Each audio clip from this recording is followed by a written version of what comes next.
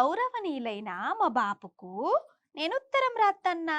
బాపు మంచి ఉన్నవా అనే ఆ? అంటే టైం అయిందా? అయ్యో చెప్పాలి కదన్నా, ఇక ముచ్చట్లు షురు పెట్టుకోవాలి కదా మనము. అయితే అందరికీ నమస్తే.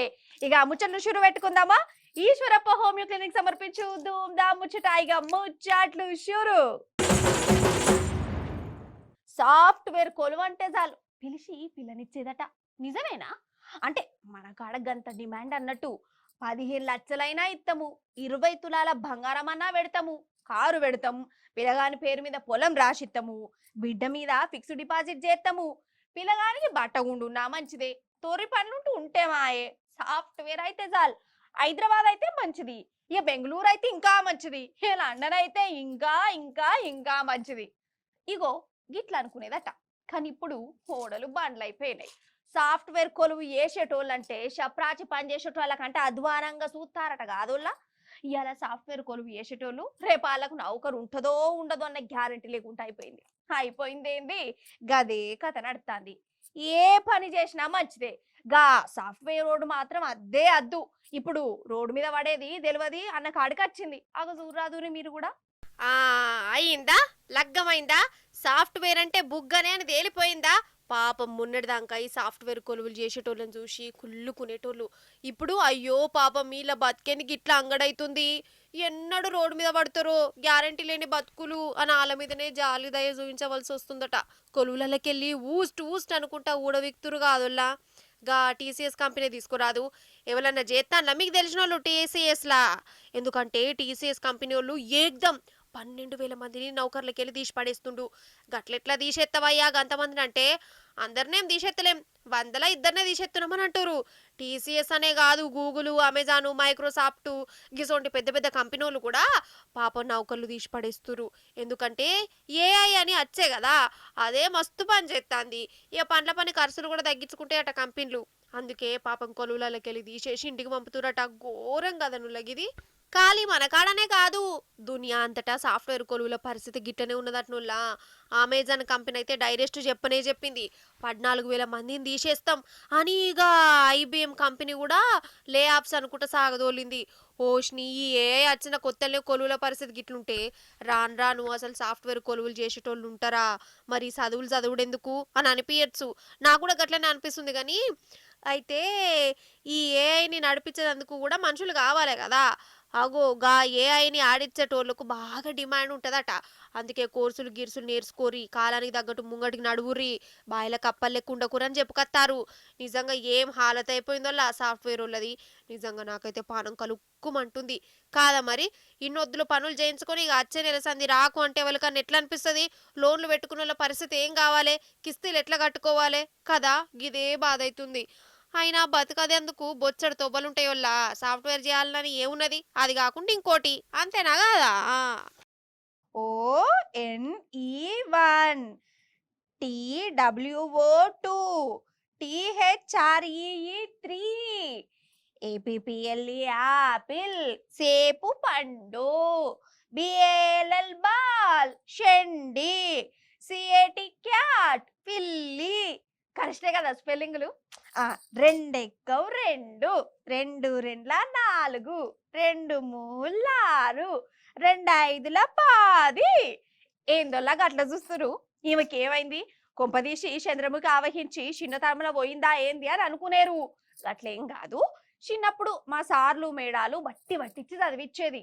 నేను అనుకునేదాన్ని మా సార్లు మస్తు మేధావులు, వాళ్ళకి అన్నిరికే తెలివంది ఏముండది అనుకున్నా. అది కూడా నిజమే అనుకోరి. వాళ్ళు మంచిగా చదువులు చెప్తేనే కదా నేను ఇంత దూరం వచ్చింది. సార్లకు దండాలు. కానీ అందరు సార్లు ఒక్క తీరులు ఉండరు. కొందరు సార్లకు ఆలు గుణింతాలు ఏబిసిడీలు స్పెల్లింగులు కూడా చక్కగా రావు రావు రావు. నమ్ముతలేరా? ఆలు స్పెల్లింగులు రాంది వాళ్ళెట్లా సార్లేర్లు అంటారా? అంతా తావీజు మహిమ. అతలావైతే ఒకసారి వారి మేధో సంపత్తిని, జ్ఞానాన్ని, విజ్ఞానాన్ని, అజ్ఞానాన్ని చూసి తరించుర్రి.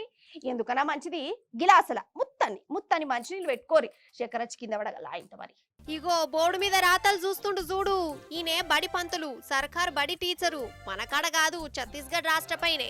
అయితే పెద్ద సార్లు స్కూల్ చెకింగ్ వచ్చిర్రు.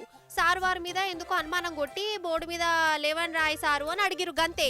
ఇక 11 రాయడానికి ఎంత తిప్పల పడుతుండో చూడిగా.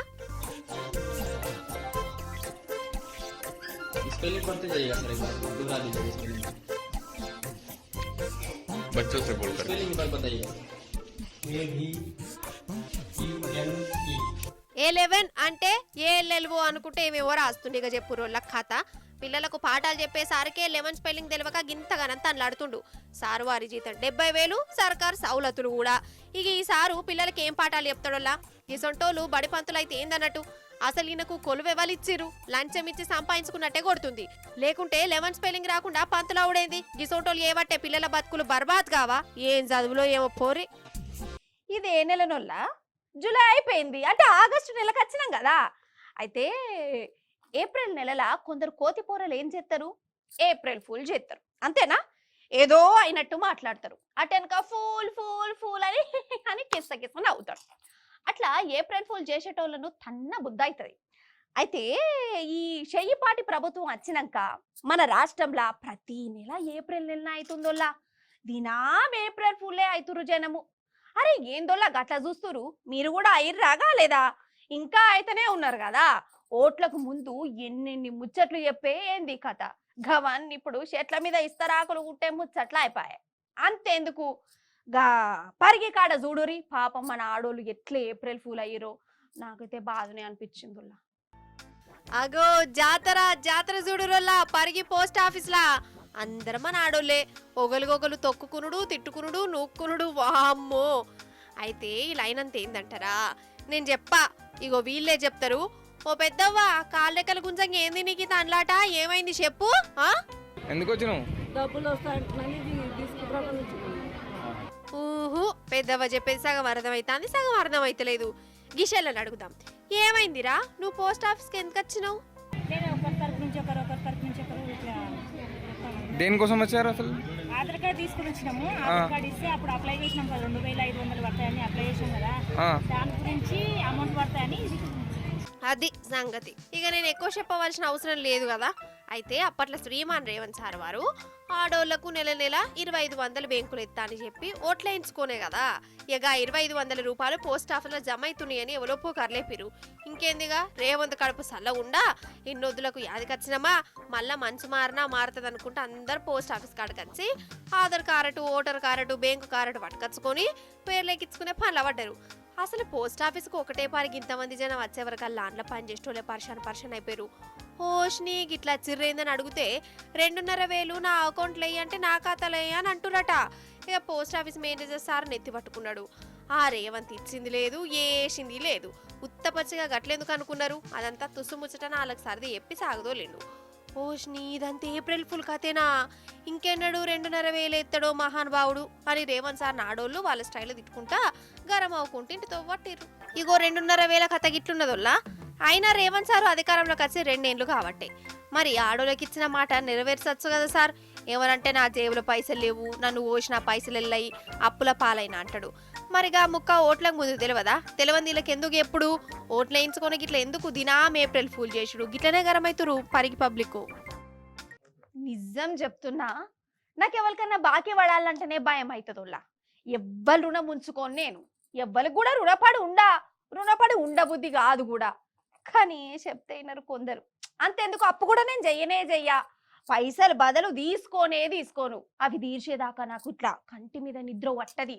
అంత లాభైతే ఉన్నదేదో తింటా, పైసలు లేనప్పుడు సపోర్ట్ చేయకుంటా. గానీ అడ్డీలకు తీసుకునుడు, కిస్తీలు కట్టుడు నాతోని కాని పని.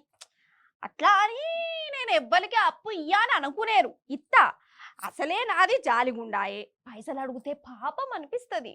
అందుకే వడ్డీ కూడా తీసుకోను. అడ్డీ పాపం కదా. వడ్డీ సొమ్ముతోని ఏం బరకతుంటది చెప్పు. కానీ కొందరు ఉంటారులా అడ్డీలతోనే కార్లు కొంటారు, బంగ్లాలు కడతారు. వడ్డీ కట్టకుంటే పానం తీసినంత పని చేస్తారు. అగో గీనె కూడా గసంటాయిన నేనట. పారి మరి ఎవరో పరిచయం చేసుకుందాం మనము. ఖమ్మం జిల్లా కల్లూర్లనుల్లా యోగి బడేబాయ్ పేరు హబీబు, ముద్దు పేరు వడ్డీల బాబా, ఆటో డ్రైవరు. కానీ ఈయన కాడ చూడు ఏమేమున్నాయో.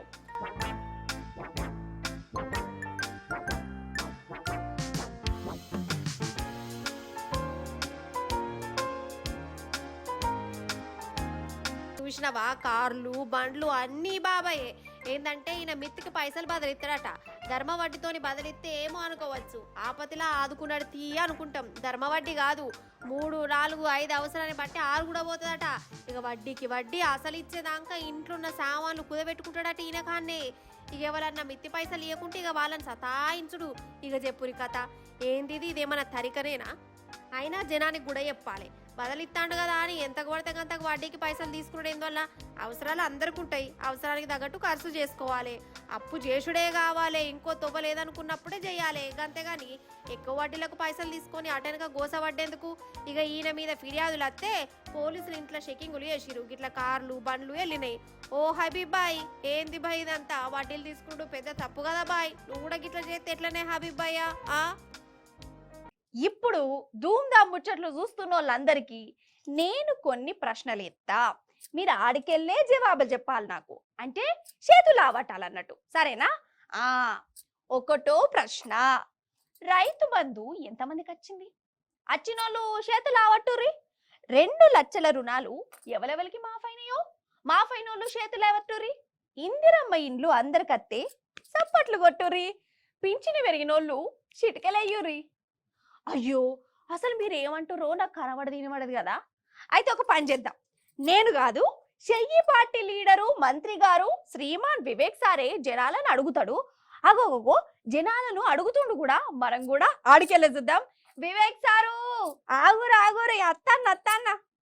వివేక్ సారు, ఇక మీ చెయ్యి పార్టీ చేసిన ఘన కార్యాలను జనాలనే అడిగి తెలుసుకోసారు. కానీ ఓ పబ్లిక్, వివేక్ సార్ మిమ్మల్ని ఏమో అడుగుతాడట, చెప్పురి మరి. మీ అందరికీ కూడా రుణమాఫీ చేసినారు 2 లక్షల వరకు.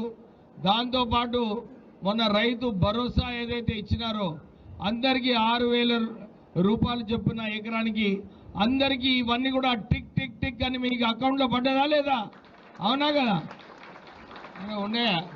మీరెందుకు కొడుతున్నారు? వాళ్ళు కొట్టాలి, వాళ్ళకి అకౌంట్లో వచ్చిందా? ఏమయ్యా పెద్ద మంచి, వస్తే చప్పట్లు కొట్టండి, లేకుండా కొట్టకండి. మయ్య గట్టిగా చప్పట్లు కొట్టండి మరి. అయ్యో, ఎంత కష్టం వచ్చే వివేక్ సార్కు. రైతు బంధు టిక్ టిక్ మని వడ్డోళ్ళు సప్పట్లు కొట్టమంటే ఎవ్వరు కొట్టలేదట. సార్ ముఖం మార్చుకున్నాడు కదా, పడితే సప్పట్లు కొడతారు కానీ పడకుంటే ఎట్లా కొడతారు సార్? ఇంకా చెప్పురు సార్. మహిళలేమో ఫ్రీ బస్ అంటే చప్పట్లు కొడతలేరు, ఫ్రీ కరెంట్ అంటే చప్పట్లు కొడతలేరు, ఇందిరమ్మ ఇల్లులు అంటే చప్పట్లు కొడతలేరు. అర్రే, ఏం హాలత అయిపోయింది సారు. గిన్నిగానం ఇచ్చిన సప్పట్లు కొడతలేరా సార్? ఎందుకు కొడతారు సార్ మరి? మంచి మనసుతో ఇస్తే సప్పట్లు కాదు కదా, దండేసి దండం పెట్టి సన్మానం కూడా చేస్తారు.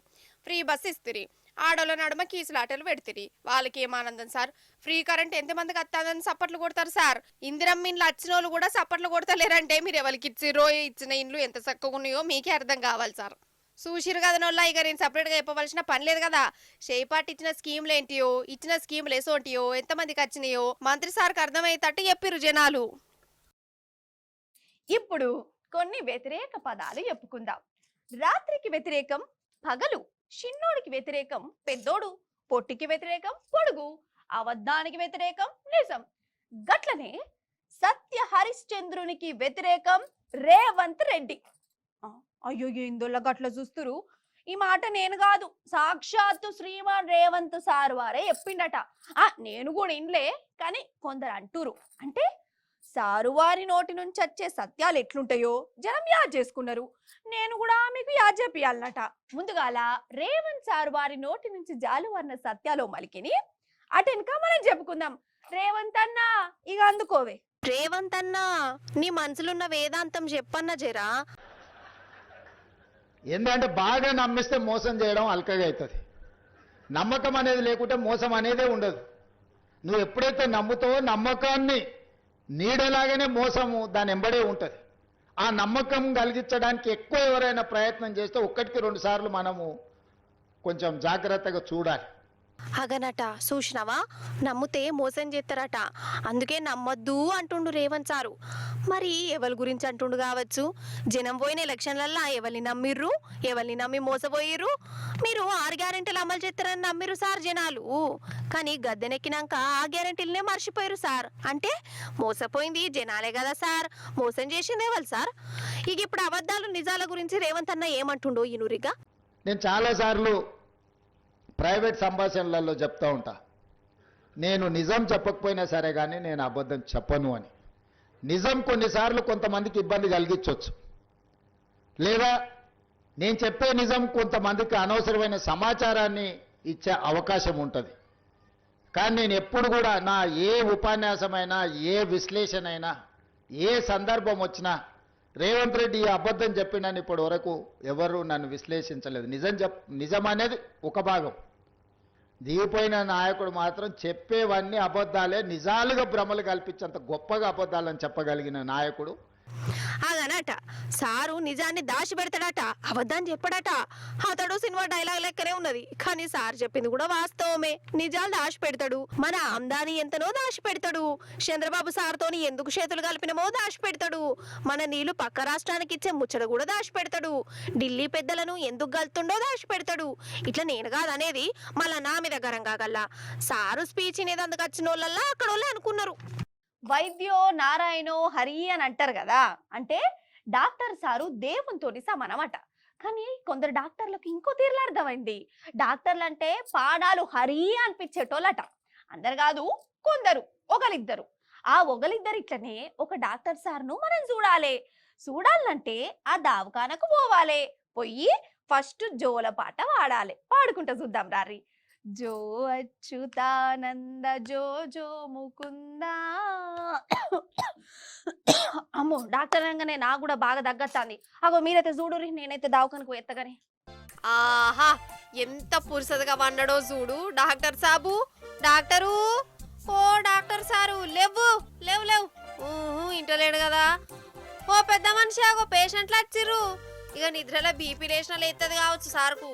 గవర్నమెంట్ దావకాన్లను ఈ డాక్టర్ సారు మంచిగా ఏసీ వేసుకున్నాడు, బల్ల మీద కాళ్ళు పెట్టి పురుసతగా నిద్రపోతుండు, కుర్రు కొడుతుండు కదా. మరి ఏ పని చేసిండో నా తెలియదు. కానీ ఘోరమైన ముచ్చడి చెప్పాలనా, ఇప్పుడే ఒక యాక్సిడెంట్ కేసు వచ్చింది. పేషెంట్కు నెత్తురు గారుతుంది. పేషెంట్ వాళ్ళ ఇంట్లో డాక్టర్ కాడికి వచ్చిర్రు, కానీ సారు వారేమో గిట్ల కునుకు తీస్తుర్రాయే. ఎంత నిద్ర లేపినా కండు తెరచుడే లేదు. ఇక ట్రీట్మెంట్ ఆలస్యం అయ్యే వరకల్లా పాపం నెత్తురు బాగా పోయి పేషెంట్ విడిచిండు. ఎంత ఘోరమలగిది. ఈడ తప్పేవల్ది డాక్టర్దా? ఈ డాక్టర్ను ఈడ ఊసబెట్టుకున్న పెద్ద డాక్టర్దా లేకుంటే సర్కార్దా? సర్కార్దే అన్నట్టు. ఇది ఉత్తరప్రదేశ్ రాష్ట్రంలో జరిగిందోల్లా. అంటే అక్కడి సర్కారు నిద్రపోతుందని డాక్టర్ సార్ కూడా గట్లే నిద్రపోవచ్చు. ఎగిసోటి డాక్టర్లు ఉన్నాక నేను రాను బిడ్డో సర్కారు దావకానకు అని అనరా ఖాతా గాని.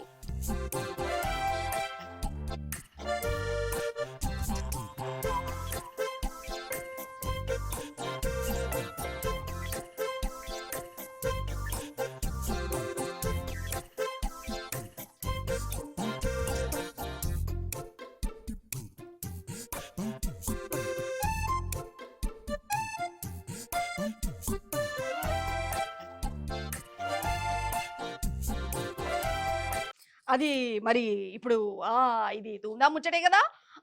మా నాన్నరైతేనేమి, నేను మా వంశం వేరే. నీకంటే ఈ పాపంలోనా ఏ మాయ చేసాం. ఎన్నో చేసాం, లోపల దాచాం, కుప్పలు కుప్పలుగా ఉన్నాయి. Serious matter. నా ఫైటింగ్లు చూస్తే నా అభిమానుల కోసమే నేను బానిసగా ఉంటాను. అభిమానులే నాకు దేవుళ్ళు, వాళ్ళ కోసమే నేను ట్రైన్ మీద సాహసాలు చేస్తాను. అది మరి మా బావగారు చంద్రబాబు గారు మ్యాటర్ సీరియస్. నవ్వొద్దు, నిజంగా నవ్వొద్దులా. మీకు ముచ్చట చెప్పాలనా, నాకు ఈ భూగోళం మొత్తంలా నచ్చిన హీరో మా బాలయ్య బాబు. బాలయ్య బాబాస్ అంటే హీరో టార్చి లైట్ కాదు కదా, గ్యాస్ లైట్ పట్టుకొని దేవులాడినా దొరకరు. అసలు నన్ను అడిగితే మన బాలయ్య బాబు ఇంగ్లీష్ సినిమాలు తీస్తే జేమ్స్ బాండ్ హీరో బుగ్గగాడైపోవు, బ్రాడ్ పిట్టు బేకార్గాడైపోవు. బాలయ్య చేసే సాహసాల ముందు ఎవరు పనికిరానే రారు. సరే కానీ ఇప్పుడు మన బాలయ్య బాబు పార్లమెంటు ముంగట ఇంకో సాహసం పెట్టుకున్నాడట. ఏందో సుద్రటారి. Hero hero hero hero.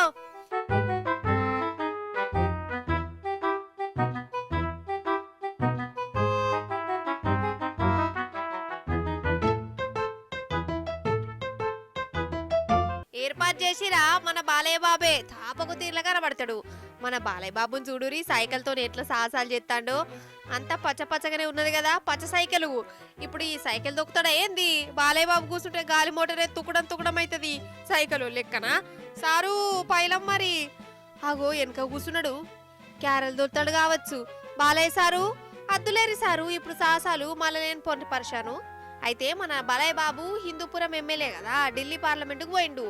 అక్కడికి ఎందుకు పోయిండంటే ఆడ కేంద్ర మంత్రులతోని మాట్లాడేదందుకట. ఇక అక్కడనే విజయనగరం తెలుగుదేశం ఎంపీ సారు దినామీ సైకిల్ మీదనే పార్లమెంటుకు పోతాడట. ఇక దీన్ని చూసి మన బాలికాకకు పానం ఆగలే, సైకిల్ దొక్కే పని పెట్టుకున్నాడు. ఇంకా నయం సీటు మీద కూర్చుంటే బాలయ్య దెబ్బకి అది పాతినిప సామాన్ లెక్క మారిపోగావచ్చు. అందుకే వెనక కూర్చొని సైకిల్ కారంగా పడిండు అని తారీఫ్ చేస్తురోలా బాలయ్య సైకిల్తో చేసిన సాహసాలు చూసిన వాళ్ళు. అయ్యో అయితే ఏమైందో చెప్పాలా? అరే నవ్వు ఆగుతలేదల్లా నాకు. ఏమైందవ్వా ఇవాళేమో బాగా నవ్వుతాను, ఏమాయ అంటారు అలా. అంటే మన లీడర్ల కళా పోషణలు గట్లున్నాయి మరి, నాకు నవ్వు ఆగుతలేదు. అయితే దొంగల శాఖ అని ఒకటి పెట్టి దొంగతనాలు చేసిన వాళ్ళకు దొంగల మంత్రిగా చేస్తే ఎట్లుంటది? అగురి మర్డర్లు చేసిన వాళ్ళను మర్డర్ల శాఖ అని పెట్టి మర్డర్ల మంత్రిని చేస్తే ఇంకెట్లుంటది? గిట్లనే గిసోంటి దిగుమల్ల ఆలోచనలు వస్తానే వాళ్ళ నాకు. ఈ మహారాష్ట్ర సర్కార్ కథ చూసినాక గిట్లాంటి ఆలోచనలు వస్తాయి. ఎందుకంటారా, పత్తాలాట ఆడినందుకు ఒకసారును డైరెక్ట్ ఆటల మంత్రినే చేసేసిరు మరి అక్కడ సర్కారు వాళ్ళు. అరే అవంటకు చూడురి. లెక్కకైతే సాదాసీదా జనాలు పత్తాలాట ఆడితే అరెస్టులు చేస్తారు, కేసులు పెడతారు. కానీ అసెంబ్లీలో ఒక మంత్రి ఆన్లైన్లో పత్తాలాట ఆడినని ఆటల మంత్రినే చేసిరు మహానుభావులు. అగో అసెంబ్లీలో ఫోన్లు ఆడుతుండు చూడు. ఈయనే మహారాష్ట్రలో యువసం మంత్రి, పేరు మాణిక్రావు. మొన్నోసారి యువసం మీద అసెంబ్లీలో చర్చ నడతా అంటే ఈసారేమో ఫోన్లు గిట్ల రమ్మి గిమ్మి అనుకుంటే ప్యాకాట ఆడుకుంటూ కూర్చున్నాడు. సారు వారి కళా నైపుణ్యం బయటపడ్డది. ప్రతిపక్ష పోలు ఈ సారును మంత్రి పదవిలోకి వెళ్ళి తీసేయాలి అని డిమాండ్ చేసిరు.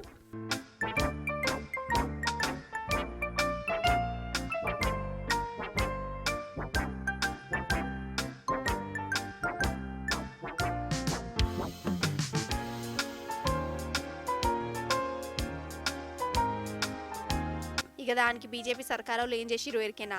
వ్యవసాయం శాఖ నుంచి ఆటల శాఖ మంత్రిని చేసిరు.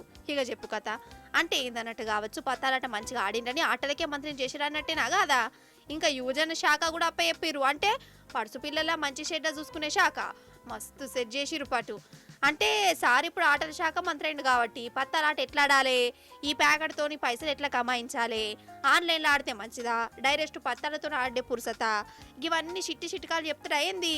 గవి చెప్పేదానికే పత్తలాడి దొరికిన మంత్రిని ఆటల మంత్రిని చేసిరా ఎట్లా? గట్లనే అనిపిస్తుంది. ఎంతైనా మహారాష్ట్రలో పువ్వుపాటి ప్రభుత్వం అంటే పువ్వుపాటి ప్రభుత్వమే పూరి. అసలు ఏమన్నా ముందు చూపున్నదా అక్కడ సర్కార్కు కదా? ఈశ్వరప్ప హోమియో క్లినిక్ సమర్పించు ధూమ్ దా ముచ్చట. గివులా గ్యాల్టీ ధూమ్ దా ముచ్చట్లు మంచిగున్నాయి కదా, మస్తు అనిపించినాయి కదా. మళ్ళీ వచ్చినప్పుడు ఇంకిన్ని మస్తు ముచ్చట్లు పట్టుకొస్తా. అప్పటిదాకేం చేస్తారు? చూస్తూనే ఉండాలి మరి T News. Tata bye bye నమస్తే. కానీ పోయేత్తా.